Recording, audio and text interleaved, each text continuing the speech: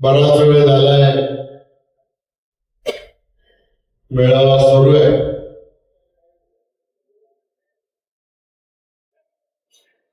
पण आजचा जो मेळावा आहे हा मेळावा आपण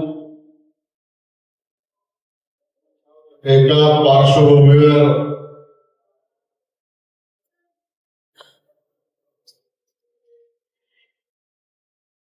आणि संध्यासारखं करू का?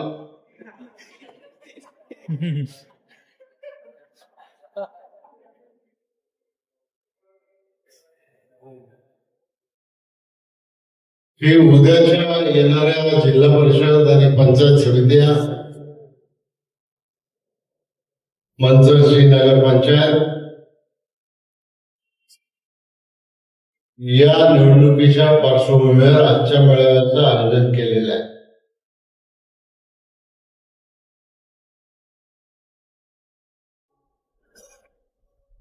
सगळ्याच वक्त्यांनी उल्लेख केला आणि काही दिवसापूर्वी, वर्षभरापूर्वी ज्या लोकसभेच्या निवडणुका झाल्या, विधानसभेच्या निवडणुका झाल्या, त्या निवडणुकीमध्ये आपल्या राष्ट्रवादी काँग्रेसला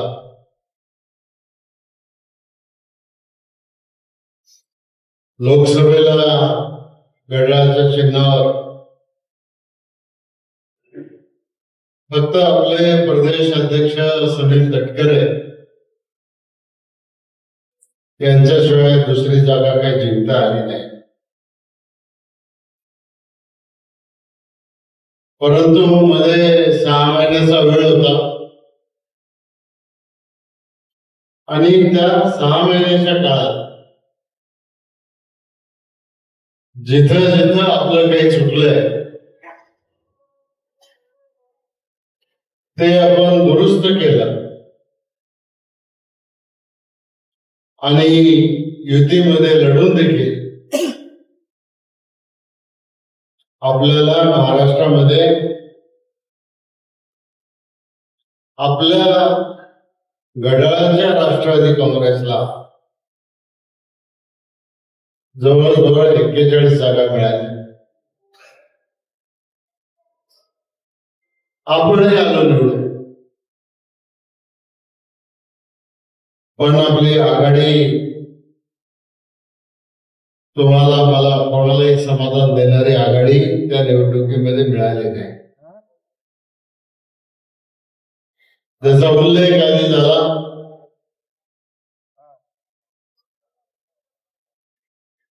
की आपण अनेक कार्यकर्त्यांना मोठे केले, सत्ता दिली, 10 वर्ष कारखान्याचं चेअरमन पण दिलं, 8 वर्ष मार्केट कमिटीचं पद दिलं आणि युवक असतानाच हे पद दिलं आणि त्याचा काही गैरफायदा आज समोरच्या लोकांनी घेतला. तुम्हाला माहिती आहे की मी त्याच्या आधी 7 वेळा निवडून आलो, 15 वर्ष राज्याचा मंत्री राहिलो, 5 वर्ष विधानसभेचा अध्यक्ष राहिलो. कधी सत्तारूढ पक्षाचा आमदार म्हणून, कधी विरोधी पक्षाचा आमदार म्हणून काम करत राहिलो. राज्यामध्ये वेळ द्यावा लागला आणि पक्षाच्या सुद्धा अनेक महत्वाच्या जबाबदाऱ्या या मला नेहमीच दिल्या गेल्या. मग मतदारसंघाची पुनर्रचना करायची असेल महाराष्ट्रातल्या विधानसभाने, लोकसभेच्या, तेव्हा पक्षातर्फे डिलिमिटेशन कमिटी समोर आपल्या पक्षाची बाजू मांडायचं काम मला दिलं. आपल्या पक्षाची राज्याची निवडणूक असली अंतर्गत, त्या निवडणुकीचा प्रमुख किंवा निवडणुकीचा आयुक्त म्हणून सुद्धा पक्षाने मला जबाबदारी दिली. कधी राष्ट्रीय साखर कारखाना संघ असेल, कधी राज्याचा साखर कारखाना संघ असेल, कधी वसंतदादा शुगर इन्स्टिट्यूटचा उपाध्यक्ष असेल, आणि या सगळ्या जबाबदाऱ्या दिल्यामुळं आणि ज्याचा उल्लेख आधी झाला, जेव्हा जेव्हा एखादं डिपार्टमेंट अडचणीमध्ये आलं त्यावेळेला त्या डिपार्टमेंटची त्या विभागाची घडी बसवण्याचं काम करायची जबाबदारी माझ्यासारख्याला दिली गेली. मी ते समर्थपणाने पेलले आणि हे माझ्याकडून सांगण्याच्या ऐवजी किंवा आंबेगाव तालुक्यातल्या कोणी कार्यकर्त्यांनी सांगण्याच्या ऐवजी महाराष्ट्राच्या कुठल्याही तालुक्याचा, महाराष्ट्राच्या कुठल्याही जिल्ह्याचा तुम्हाला हेच ऐकायला मिळेल की दिलीप वळसे पाटलांनी हे काम केलं. मी नगर जिल्ह्याचा जवळजवळ 10 वर्ष पालकमंत्री होतो. नगर जिल्ह्यात केवढे मोठे मोठे नेते तुम्हाला माहिती नाही. काळे, कोले, गडा, गुले पाटील, मुरकुटे, करडेले बिचारे गेले, पण एवढे मोठे मोठे नेते असताना सुद्धा की जे नेते एवढे मोठे आहेत की याच्यातला प्रत्येक जण राज्याचा मुख्यमंत्री होऊ शकतो, एवढी त्यांची क्षमता आहे आणि ताकद आहे, आर्थिक ताकद. पण तरी सुद्धा सगळ्यांना लाईन दोरीमध्ये आणायचं काम माझ्यासारख्या लहान कार्यकर्त्याला करता आलं. परिणाम काय झाला? परिणाम आपण आपल्या तालुक्यामध्ये अनेक संस्था उभ्या केल्या. पाट पाण्याच्या प्रश्नापासून असेल, धरणाच्या प्रश्नापासून असेल, कालव्यांच्या प्रश्नापासून असेल, साखर कारखाना असेल, जिल्हा मध्यवर्ती बँक असेल, शरद सहकारी बँक असेल, इंजिनिअरिंग कॉलेज असेल, पॉलिटेक्निक असेल, ITI असेल, आणखी कितीतरी गोष्टी आपण केल्या. आणि हे करताना जसं राज्याकडे दुर्लक्ष होणार नाही, तसं ज्या मतदारांनी मला 7 वेळा निवडून दिलं होतं त्या तालुक्याकडे सुद्धा दुर्लक्ष अजिबात होऊ द्यायचं नाही, ही भूमिका होती. आणि सरकारमध्ये असल्यामुळं आणि पक्षामध्ये आम्ही सगळे एकत्रितरित्या काम करत असल्यामुळं थोडस माझं तालुक्याकडे दुर्लक्ष झालं, कामात नाही दुर्लक्ष झालं. पण मी संपर्कात कमी पडलो. कोणाचं लग्न, कोणाची दशक्रिया, कोणाचं मयत, आणि समोरच्या लोकांनी नेमका याचाच फायदा उचलला. आता 18 वर्ष एखाद्याच्या हातामध्ये सत्ता दिल्यानंतर त्या सत्तेचा उपयोग, त्या सत्तेचा दुरुपयोग करण्याचं काम झालं. देशाच्या निवडणुकीमध्ये वेगळं राजकारण झालं, राज्यघटना बदलली जाणार म्हणून सांगितलं गेलं. त्याच्यामधून आदिवासींचं आरक्षण जाणार, अल्पसंख्याकांना राहता येणार नाही,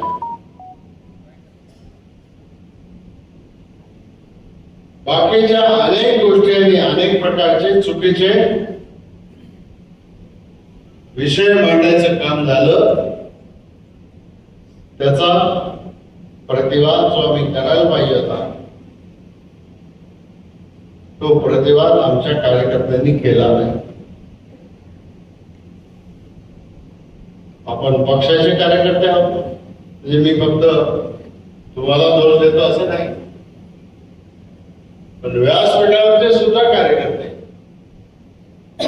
ज्यांना ज्यांना पद मिळाली, ज्यांना ज्यांना संधी मिळाली, त्यांनी सुद्धा आपल्या पक्षावर, आपल्या भूमिकेवर, आपल्या नेत्यावर जर कोणी काही चुकीचं बोलत असेल, काहीतरी लोकांमध्ये दिशाभूल करत असेल तर त्याला उत्तर द्यायला पाहिजे होतं. ते उत्तर द्यायला आपले कार्यकर्ते, मग ज्येष्ठ कार्यकर्ते असतील, तरुण कार्यकर्ते असतील किंवा बाकीचे कार्यकर्ते असतील, हे कमी पडले. का नाही तरुण आपल्या बरोबर? आपण एवढ्या संस्था काढल्या, थेट जरी नसलं तरी आज भीमाशंकर कारखान्यावर किती लोकांचं कुटुंब अवलंबून आहे. फक्त नोकरी करतात त्यांचंच अवलंबून आहे. ज्याचा ऊस जातो, ज्याचं त्याला 4 पैसे मिळतात, त्या कुटुंबाचे सुद्धा राहणीमान बदलायचं काम आपण केलं. पराग कारखाना काढला असेल तिथे काही लोकांना संधी मिळाली, भीमाशंकर मध्ये संधी मिळाली, शरद सहकारी बँकेमध्ये संधी मिळाली, मग भैरवनाथ पतसंस्था असेल, देवेंद्र शेठ शहानी काढलेली डेअरी असेल, नोकरी दुसऱ्या ठिकाणी जाऊन मागण्यापेक्षा आपल्याच घरात राहून आपल्याच लोकांना त्या ठिकाणी संधी द्यायचं काम आपण केलं. पण सगळ्यांचं समाधान आपण नाही करू शकत. आज समाज, मी नेहमी सांगतो की या समाजामध्ये आपल्या देशाची जी 140 कोटीची लोकसंख्या आहे त्याच्यात 50% महिला आहेत आणि देशाच्या 140 कोटी लोकसंख्येमध्ये स्त्री आणि पुरुष दोन्ही धरून 50% तरुण आहेत. सगळ्यांचं समाधान आपल्याला नाही करता येणार, सगळ्यांना नोकरी आपल्याला नाही देता येणार, पण आज सोशल मीडिया असेल, वर्तमानपत्र असेल, बाकीच्या गोष्टीच्या माध्यमातून आज त्या ठिकाणी ज्या पद्धतीनं प्रचार केला गेला तो प्रचार कुठेतरी आपल्या विरोधात गेला.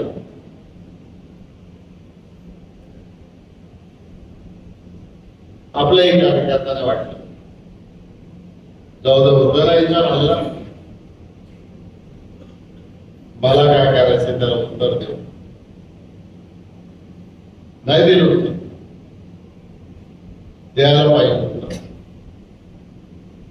आणि विशेष करून मी सांगत नाही की भांडण करा की शिवीगाळ करा की काय करा, पण निदान वस्तुस्थिती काय आणि ज्यांनी हा अपप्रचार केला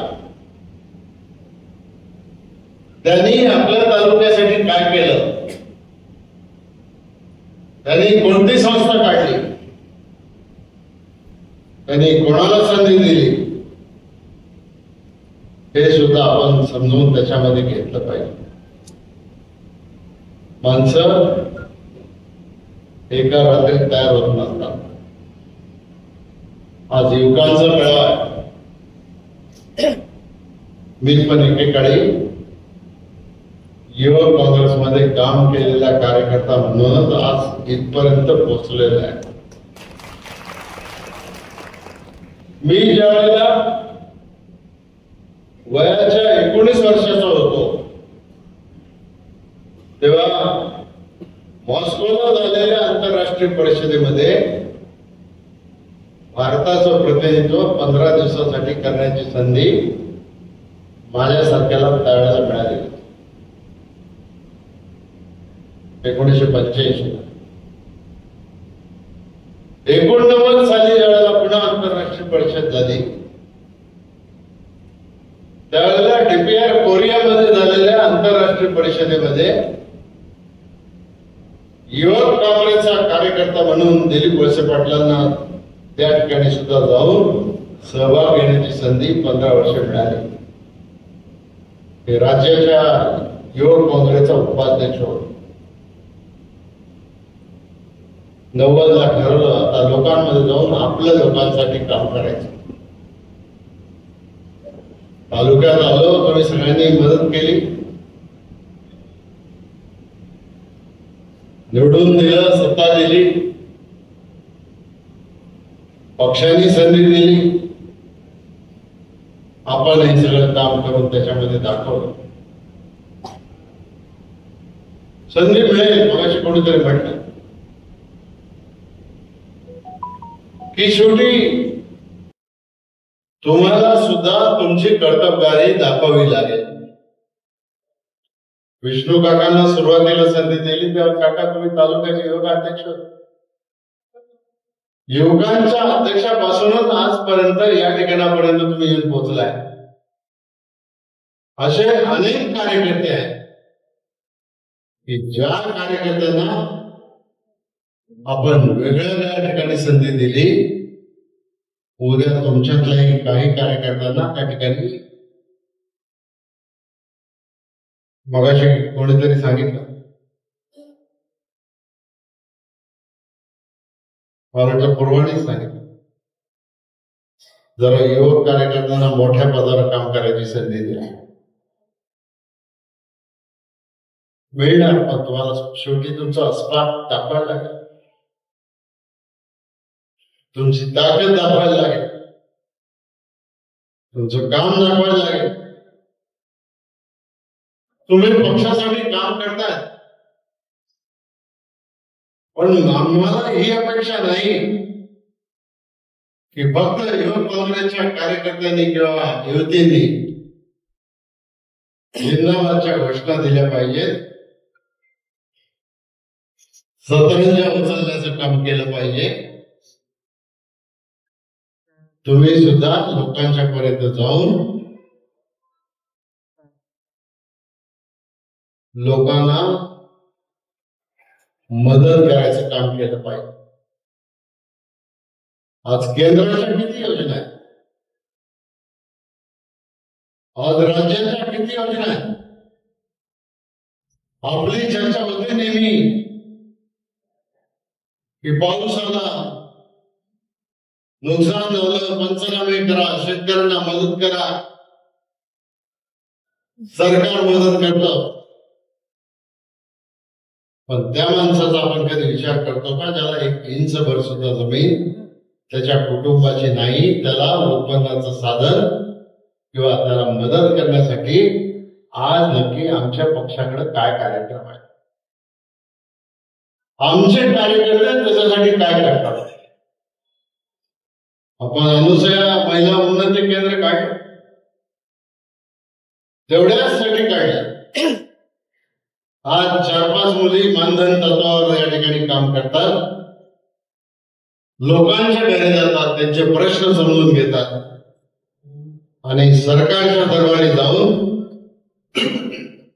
मग कोणाचा जातीचा दाखला असतो,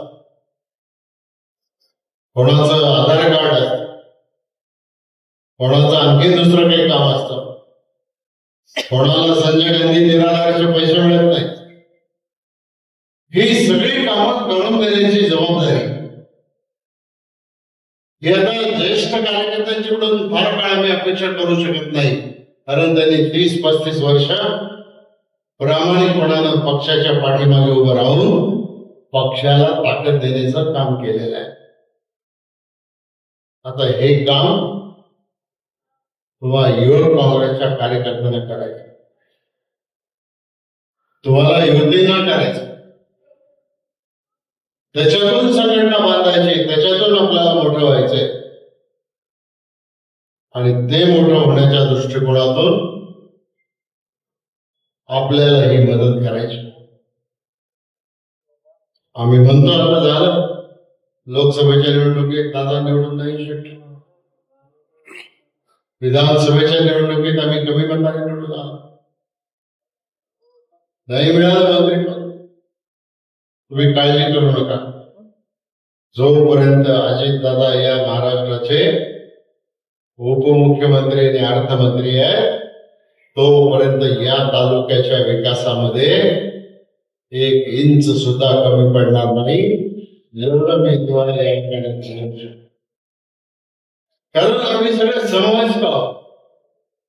अजितदादा असतील, जयंत पाटील असतील, नारायण पाटील होते, मी असेल, आम्ही एकाच वेळेला विधानसभेमध्ये निवडून गेलो आणि एकाच वेळेला आम्ही आमची कारकीर्द सुरू केली आणि प्रत्येक जण आज त्या ठिकाणी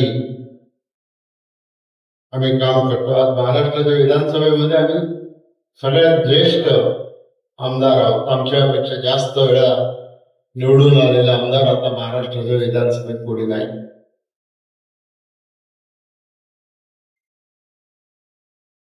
पदं मिळाली ठीक आहे, विकास आपण थांबवणार नाही हे ठीक आहे, पण कार्यकर्ता कसा तयार होतो. आता उद्या स्थानिक स्वराज्य संस्थांच्या निवडणुका होणार आहेत. उद्याच्या 2-3 दिवसातच वेळ नाही आपल्याजवळ. मंचरच्या नगरपंचायतच्या निवडणुकीची घोषणा होईल असा, म्हणजे मी अधिकृत घोषणा नाही करत, तो अधिकार इलेक्शन कमिशनचा आहे. जी माहिती माझ्याजवळ आहे ती माहिती ही आहे की 5 तारखेपर्यंत आपल्याला या निवडणुकीला सामोरं जावं लागणार आहे.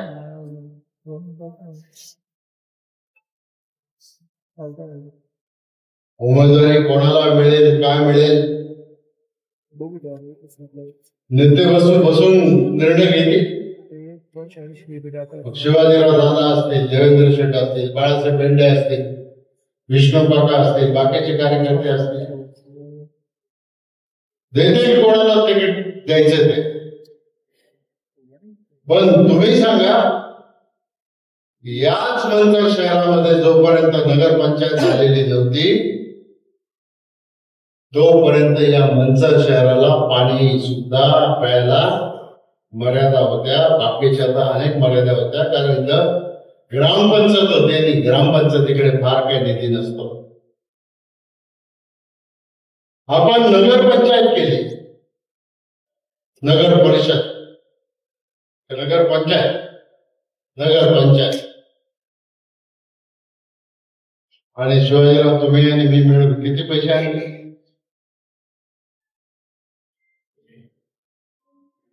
एका वर्षात त्यांनी शिंदे साहेबांच्याकडून आणि मी अजितदादांच्याकडून एकट्या मंचरला 150 कोटी रुपयाचा निधी या आणि हा निधी कशा करताय की या शहरातल्या लोकांचं जीवनमान सुधारलं पाहिजे, कचरा उचलला गेला पाहिजे, त्याच्यावर ट्रीटमेंट झाली पाहिजे. रस्ते चांगले झाले पाहिजे, गटार व्यवस्था चांगली झाली पाहिजे, लाईटचा प्रश्न कायमचा सुटला पाहिजे. आणि या सगळ्या कामासाठी एवढा मोठा निधी आणला. आता प्रशासकाच्या हातात कारभार गेले काही वर्ष. जिल्हा परिषदच्या निवडणुका 17ला झाल्या, 22ला व्हायला पाहिजे. ओबीसीचा प्रश्न राज्याच्या म्हणजे आपल्या हायकोर्टामध्ये, सुप्रीम कोर्टामध्ये सुटला नाही. 3 वर्ष निवडणुका पुढे गेल्या. अनेक कार्यकर्त्यांनी केलेली तयारी व्हायला गेली. पण आता सुप्रीम कोर्टामध्ये राज्य सरकारने अफिडेव्हिट करून दिलेलं आहे की या सगळ्या जिल्हा परिषद, महानगरपालिका, नगरपंचायत या सगळ्या निवडणुका आम्ही वाटेल त्या परिस्थितीमध्ये 31 जानेवारी पूर्वी पूर्ण करणार आहोत. मग तुम्ही सांगा, जर आता 2 आणि 3 दिवसांनी जर निवडणुका जाहीर होणार असतील,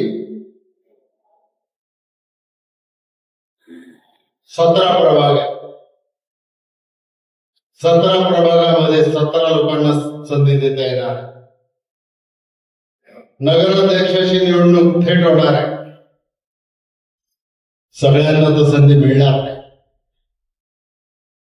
पण ज्याला संधी मिळेल तो पक्षाचा उमेदवार आहे, तो घड्याळाचा उमेदवार आहे. हे लक्षामध्ये ठेवून तुम्ही कार्यकर्त्यांनी सगळ्यांनी काम केलं पाहिजे. आणि नगर परिषदेच्या निवडणुका चालू असतानाच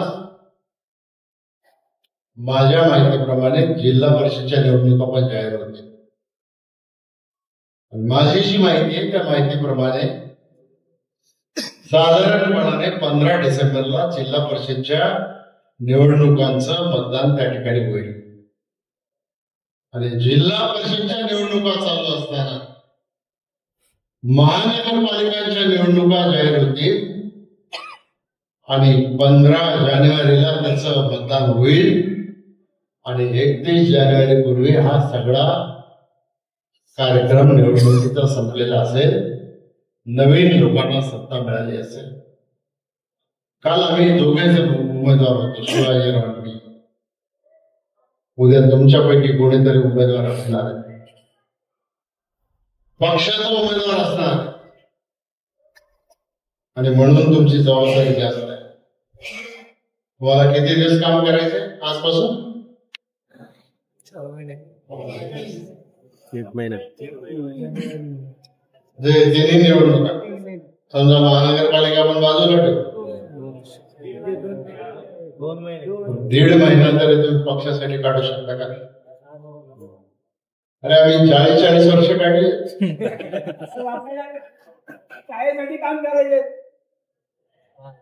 40 वर्ष आम्ही आमच्या आयुष्याची या समाजासाठी काढली असते. तर तुम्ही कार्यकर्ते म्हणून ज्यांना उद्या नेतृत्व करायचंय त्यांनी उद्याचा 1.5 महिना बाकीची सगळी कामं बाजूला ठेवून फक्त पक्षासाठी काम करायचं. आणि काम करायचं म्हणजे फक्त मिरवणुका नाही काढायचं, फक्त घोषणा नाही द्यायच्या. जेवढे बूथ असतील आपल्या आपल्या बूथच्या याद्या घ्या, माणसं शोधून काढा. कोण आपल्याला मत देणार आहे, आज कोण आपल्या बरोबर नाही, त्याला आपलंसं करायचा प्रयत्न करा. आणि तुम्हाला सांगतो, मंचरच्या नगरपंचायतवर राष्ट्रवादीच्या घड्याळाचा झेंडा फडकला पाहिजे. आणि त्याची जबाबदारी ही फक्त मंचरच्याच कार्यकर्त्यांची नाही, त्याची जबाबदारी मंचरच्या बाहेर असणाऱ्या लोकांची पण जबाबदारी आहे. एकदा नगर परिषद संपली, मंचरचे कार्यकर्ते रिकामे झाले की ते म्युझिक करायला येतील, मला पण जिल्हा परिषदेला मदत करायला. हल्ली नात्याबद्दलचं राजकारण फार चाललंय. हा म्हणतो तो माझा साडू आहे, तो म्हणतो माझा मेवणा आहे, तो म्हणतो अमका आहे, तो म्हणतो तमका आहे. अरे उद्या समजा जिल्हा परिषदवर आज राष्ट्रवादीचा घड्याळाचा झेंडा मान्य अजितदादांच्या नेतृत्वाखाली फडकतोय.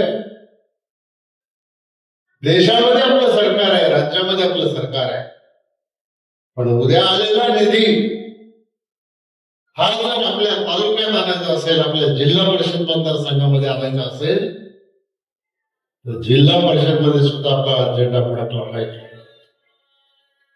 त्याच्यासाठी आपण सगळ्यांनी काम केलं पाहिजे आणि त्याच्यासाठी तुम्हाला आज सगळ्यांना या ठिकाणी बोलावलेलं आहे. आणि म्हणून माझी तुम्हाला सगळ्या कार्यकर्त्यांना विनंती आहे, मर्यादित राहू नका, सगळ्या वर्गापर्यंत. प्रवीण पारधी बोला, एक साधा कार्यकर्ता आहे, आदिवासी समाजातला कार्यकर्ता आहे, चुकीच्या दिशेने गेला. काही आक्रमक संघटना आहे, त्या संघटनेचं काम करत होता. त्याला सांगितलं, बाबा मोर्चे काढून आंदोलन करून प्रश्न सुटत नाहीत, प्रश्न सरकारच्या टेबलावर बसूनच सोडवायला लागतात. त्याने आपल्या पक्षामध्ये प्रवेश केला. आज त्याला मनापासून समाधान आहे की मी ज्याच्यासाठी आयुष्यभर लढलो त्या आदिवासी शेतकऱ्यांचे प्रश्न आता सुटायला सुरुवात आहे. अमोल अदभुत सारखा कार्यकर्ता आहे का मागासवर्गीय समाजातला एक कार्यकर्ता आहे. त्यांना दोघांना यांना आणि घरातला जबाबदारी दिली की या तालुक्यातला जेवढा मागासलेला समाज आहे, ज्यांना कुठलं उत्पन्नाचं साधन नाही, त्यांना गोळा करा. परवा घोडेगावला सगळ्यांनी एक मोठा मागासवर्गीय समाजातल्या लोकांचा 2000 लोकांचा मेळावा घेऊन दाखवला आणि आपण एक निर्णय केला की आपल्या तालुक्यामध्ये आपण संविधान भवन बांधणार आहे. आपण डॉक्टर बाबासाहेब आंबेडकरांचा पुतळा उभा करणार आहे. आपण या सगळ्या गोष्टी करणार आहे. समाजाची मागणी वैयक्तिक काही नाहीये. समाजाची मागणी की ज्यांनी संविधान दिलं त्या डॉक्टर बाबासाहेब आंबेडकरांना आणि त्यांचा पुतळा या तालुक्यात करला पाहिजे. आज निर्मला नवले आले, पण पक्षाचं आपलं नागपूरला इलेक्शन झालं, 10 ग्रुप केले होते. ग्रुप मध्ये मंत्री पण सभासद होते. एका ग्रुपचा मी अध्यक्ष होतो आणि बाकीचे लोक. एक सूचना मी पक्षाला केली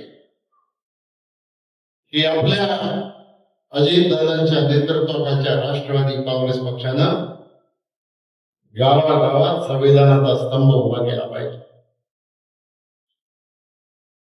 पक्षाचा घेईल तेव्हा घेईल निर्णय. पण निर्मला नवले आपली सरपंच कारेगावची शिरूर तालुक्यातली, तिने तिच्या गावामध्ये जी भूमिका आपल्या नेत्यांनी राज्यात मांडली, त्यांनी त्याचा तो संविधानाचा स्तंभ कारेगावला त्या ठिकाणी उभा करून दाखवला, अर्धी उभा केला. शेवटी हीच तर आपले दैवत आहे. छत्रपती शिवाजी महाराज असतील, शाहू महाराज असतील, महात्मा ज्योतिराव फुले असतील, डॉक्टर बाबासाहेब आंबेडकर असतील, यांनी जो विचार आपल्याला दिलेला आहे, सगळ्यांना बरोबर घेऊन जाण्याचा विचार आपल्याला दिलेला आहे. आणि हे सगळे नेते जर एकाच विचार देत आहे तर कुठल्या घरात जन्माला यायचं हे आपल्या हातात जरी नसलं तरी आपण कुठेही जन्माला आलो तरी जी विचारधारा घेऊन आपण चाललोय त्या विचारधारेप्रमाणेच मग अजितदादांची पण तीच भूमिका आहे, प्रफुल्ल पटेल साहेबांची पण तीच भूमिका आहे आणि आपल्या राष्ट्रवादी काँग्रेस पक्षाची पण तीच भूमिका आहे. आम्ही विकासासाठी सरकारमध्ये गेलो याचा अर्थ आम्ही दुसऱ्या पक्षात प्रवेश नाही केलेला आहे.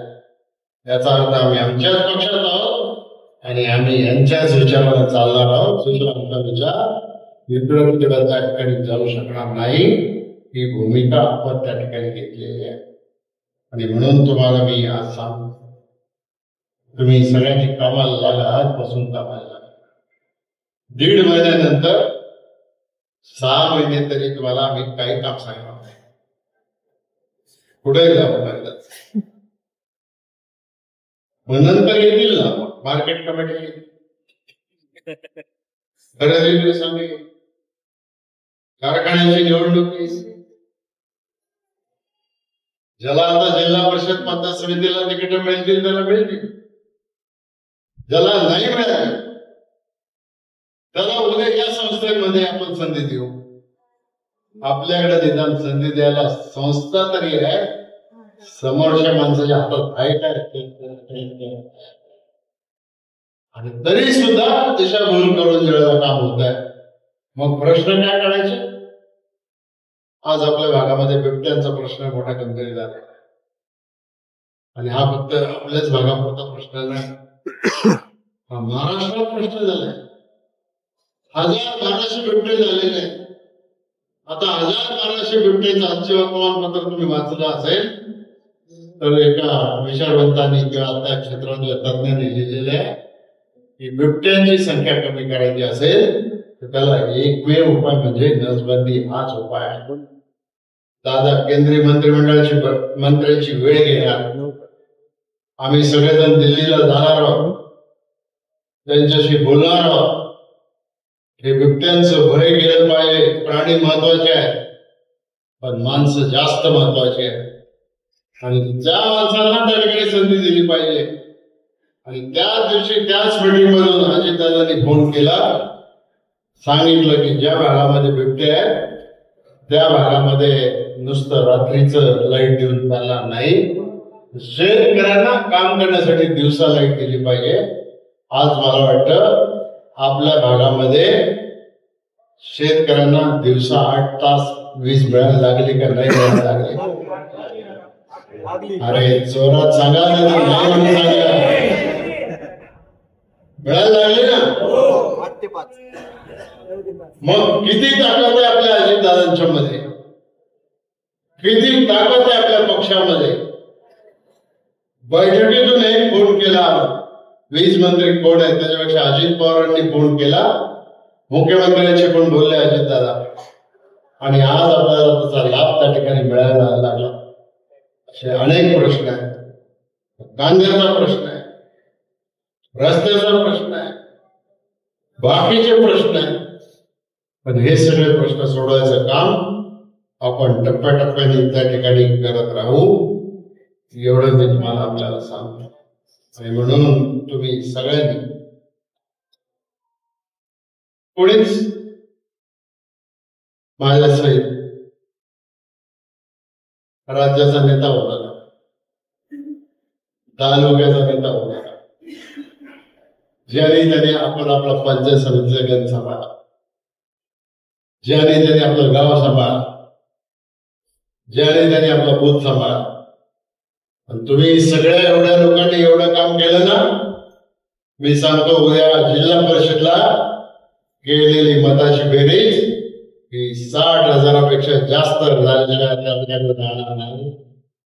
आणि जिल्हा परिषद मध्ये ज्यावेळेला झेंडा आपला फडकेल त्यावेळेला केंद्र सरकारच्या आणि राज्य सरकारच्या वैयक्तिक लाभाच्या योजना शेवटच्या माणसापर्यंत पोहोचवण्याचं काम हे आपल्याला त्या ठिकाणी करावं लागेल. ते काम आपण सगळं करू, एवढंच मी तुम्हाला आज या मेळाव्याच्या निमित्ताने सांगतो. आपण सगळ्यांनी एकाच ध्येयानं प्रेरित होऊन इथून आज घरी जा आणि त्याच्यामध्ये तुम्ही सगळेजण कामाला लागा, सगळ्यांच्या पर्यंत जा, आरोपांना उत्तर द्या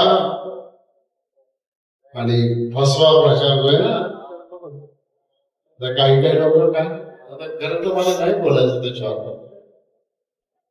काही प्रश्न असला की आंदोलन आंदोलन आंदोलन आंदोलन करून कोण काय ते बिबट्या कमी होतो का? लोकांची दिशाभूल करायची. जसं काय दिलीप वळसे पाटलांनी सगळे बिबटे आणून सोडले झाले, तुमच्यातल्या कुठेतरी बिबटे आणून सोडले. आणि ही जी दिशाभूल आहे ना, ही दिशाभूल ज्यावेळेला केली जाते त्यावेळेला माणसं फसतात. आणि माणसं फसले की नुकसान पक्षाचं होतं, आपलं होतं. हे होणार नाही याची काळजी घ्या. आता गाई गोठ्यांना कृषी दरात वीज पुरवठा करण्याचा निर्णय शासनाने घेत. अरे शासन आपलं शासन आहे, ते निर्णय घेत आलंय, घेत राहणार. तुम्ही काळजी करू नका, सरकार तुमच्या पाठीशी आहे. तुम्ही फक्त लोकांच्या पाठीशी उभे राहा आणि त्याच्यामधून विजय मिळवा. एवढंच मी या निमित्ताने आपल्याला सांगतो आणि या ठिकाणी थांबतो. जय हिंद, जय महाराष्ट्र. फेसबुकला आमचे पेज लाईक करा आणि आमचा युट्यूब चॅनेल सबस्क्राईब करा. वास्तव मराठी.